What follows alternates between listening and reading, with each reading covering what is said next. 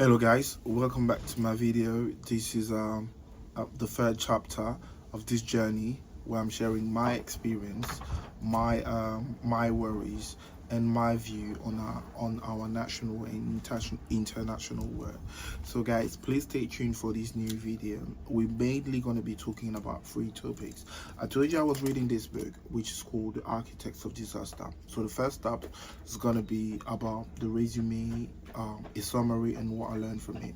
And the second step is going to be transitioning to our unity year, which is tomorrow, the 20th of May, and which obviously started in 1972. So we're going to be reflecting on that and what are the crucial battles that are awaiting just Cameroon, and in general, if we can relate to that. And the first step is going to be taking us to, I would say, the downfalls of the PCN, the one the one who have at its head, which is called Kwanyu Kerosene. Kwanyu. But let's just be serious. We're going to be talking about Cabral Libby's downfall and what we can take from it. So stay tuned, guys. I know you haven't been showing me some love since. Please show some love to your brother. Interact. Like, if you want to hit me in the comments and let me know what you think. So after the generic, I'm going to be back and we're going to be sharing our experiences. Stay tuned. Bye.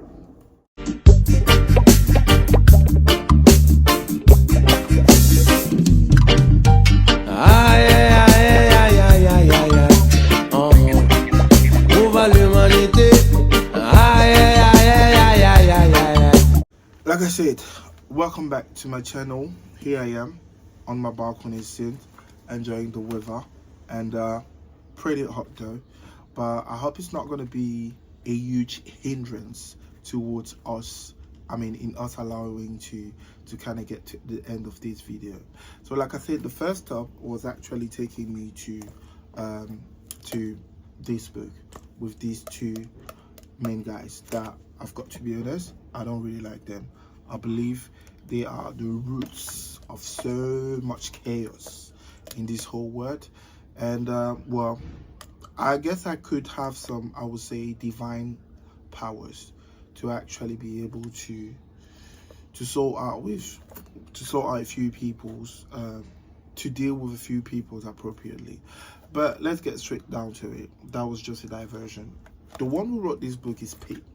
So it was Pete Hofstra. I can't get this name correct, so I'm just going to stick to Pete. Basically, he's been a congressman for 18 years in the States, and he's been talking, or he's been actually part of an intelligence chamber, which was kind of, I would say, assessing the impact of a national and international action of the United States towards, I would say, towards terrorism, and also some sort of ground information, some sort of collecting information on the ground about the terrorist activity. And that's what it mainly talks about in this book, while focusing solely on Gaddafi. You're not going to distract me today. What solely talking on Gaddafi. So on this book, mainly, it talks about how Gaddafi got into power. Remember, he got into power by making a coup. And remember this: whoever kills by the sword dies by the sword. Keep that in mind. Gaddafi successfully made a coup at the head of Libya, and he became the leader of the country. But in all fairness, he wasn't, there are different type of leaders, to be honest, depending on where you are. Saudi Arabia is a dictatorship, but people tend to be fairly okay with how things are run down there. And Libya was not, to some extent, that far from the way it was ruled, from the way Saudi Arabia was ruled, according to Pete. So the things that were actually striking in which the way Libya was led at the time was the fact that the whole population in overall was somehow, I would say, economically and socially stable. Like I said, to some extent, because there are a few dots that I'm going to come down to in a few bits. Why am I saying they were economically good? I cannot compare that to Cameroon, because Cameroon, Well, it is what it is. But they were good. Why? You know, for instance, women who were giving birth were I mean were allowed some sort of pensions. So they were allowed a huge sort of package from the government, like maybe free transport, free clothing. No, what I know, they were getting some money for each child that has come into Libya, that has been born, in terms of literally saying, okay, we thank you for having gotten through labor, and you know, this is our reward, and you as being a Muslim woman, and so on. So that they were getting it for free.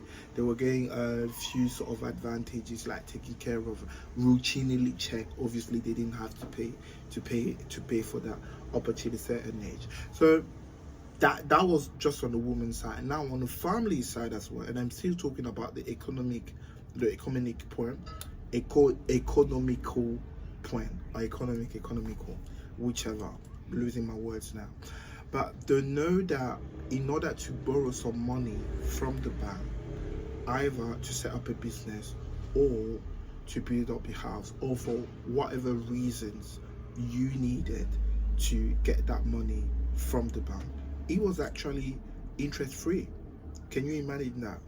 If you wanted to, I don't know, I wanted to run a limousine business, for example, here in London, I could just walk down to the bank and say, hey, listen, my name is Yapi Yapo. I need 100 grand to get like to run this limousine business. I've got the business plan ready. I've got everything. I know where it's going to be located. And the bank would just be like, okay, let's just work out how long it's going to take you to repay that loan, and therefore you could easily set up your business and you'll be repaying it interest free over the agreed number of years.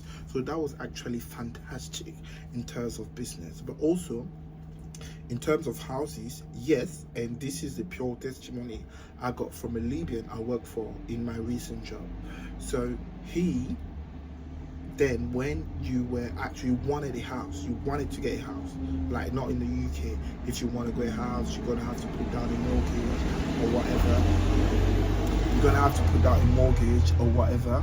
So here, there in Libya, it's the same process. You got to the bank, you be like, okay, I need money to build this house. They provide you with the house also, and then you still repay. This is what I got from someone. You still repay the amount of money, but Pate didn't mention that in this book. You still repay the amount of money that you get, but it was still facilitated. You know, it was so easy to go to the bank, regardless of whatever you're doing. Pate says that in his book. So the condition of the usual, I would say, Libyan was taken care of in terms of housing, in terms of school fees for his family, in terms of electricity, in terms of water. They were all being taken care of, and this is something that was so amazing as well. But so that was the good thing that Pete also mentioned in his books that I found really good about Gaddafi. But remember, he came into power by committing a coup, and therefore in order to stay into power, obviously he had to have some firm measures, and this is where his downfall started. Because according to this book, he was like liberties, like people were really oppressed in terms of expressing themselves. That led to so many opposition leader either being killed or being how do we call it, I can't remember the word, but being exiled. That's the word I was looking for. So it led to so many people who were against, I would say, the way the country was ruled at the time, despite the fact that they were benefiting from all these measures put in place by Gaddafi.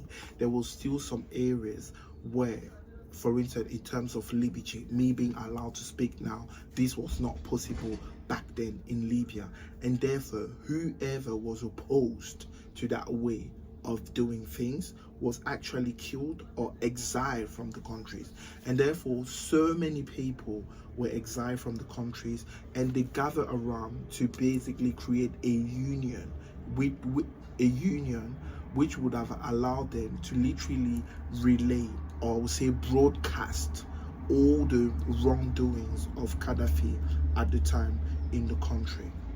So Pete on his book also mentioned that so many leaders were killed. Well, I literally cannot remember the name of all those Arab. So, but so many, the one who were exiled were actually targeted and killed, and the one living on the home soil were also killed, and numerous people died by the sword, or I would say by the military. So were killed by Gaddafi military only because of their, I would say, their liberty of speech. So the Americans say there was no freedom of speech in Libya. And also, though Pete mentioned this on his book, I have a testimony from the very same guy that I work with. So he said he can agree that the country was actually nice. You can agree that, okay, we had hospital was free, school was free. I mean, the access to funding was actually free, but the freedom of speech was nowhere to be seen, and that was the main, I would say, that was the main factor that actually prevented not only the population of Libya, but some of his allies not to stand by him when the NATO invaded Libya. So this is a key factor that's related in this country, in this book, and I think it's also crucial to put that out there, just to let some of our dictators know that as long as we do not have this freedom of speech, or the freedom of speech is being deprived, I would say restrained, to some people that are voicing their concern, this could actually lead to their downfall. And it's important to get this, I would say, this idea from this book. But remember, Pate worked for the Congress for 18 years. So whatever he said in this book is actually in a way to I would say somehow portray the United States as maybe, I would say, the military guy of the world. So someone who is always there to save people, but that's not actually the case, and that's why I disagree with him. Every writer is not neutral. No, every writer actually takes a side. Though he can criticize Gaddafi about what is done in this, what is done in Libya, the attempted murder that is committed overseas, is always taking the side of the United States, and despite the atrocities they committed, killing children, killing women, I mean, like destroying so many businesses. Basically, people's lives were ruined due to the only decision of these two, of the NATO. So these are the things that it actually mentioned on the book. And I would say the fact that Gaddafi was that controversial ruler when it came to freedom of speech. And also, do not bear in mind that Libya was so full of wealth, and the idea of actually, I would say, attacking Libya was also because not only they wanted to access the wealth of the country, it is mentioned in this book, the wealth of the country. They also, I mean, the NATO organization also saw Gaddafi as a threat, because remember, at some point he was trying to have his own nuclear factory. It's mentioned in this book that to some extent he had a factory in which he was building his own nuclear weapons. And when he started his program, he was the subject of so many critics. That's where the propaganda, oh, Gaddafi did this, Gaddafi raped women. I mean, the number of times the word rape is mentioned of this book is unbelievable. his military, his direct lineage, he himself, from women from 15 to 18. I mean, the propaganda against him started from that time, and basically it allowed, I would say, the mosquito net to kind of be built. In that, I would say the war net to kind of be built in order to attack him and take him out of power. So this is mentioned there, and this was solely this started with the Obama administration, and that's why he's there, is at the forefront of this book, because when Obama came into power, he had one main objective: taking Gaddafi out of power in order to prevent him from having a weapon of mass destruction, among which the nuclear weapon, and also take advantage of all the natural resources that the country had to offer. And with the propaganda alongside with the French and the British government, the country I'm living in, they obviously govern around not only to take Gaddafi in power, but to exploit the country and basically decimate it to his, I would say, to his ground level. Now is a shell or a shadow of what it was when Gaddafi was in power. So finally, I want to talk about this last testimony that the guy I work with, the Libyan I work with, shared with me. He said he can agree that now he's even ashamed to travel to Libya. It's even like embarrassed to talk about Libya, because the state in which his country is so abysmal, to the point where he cannot see himself actually, doing anything for his country.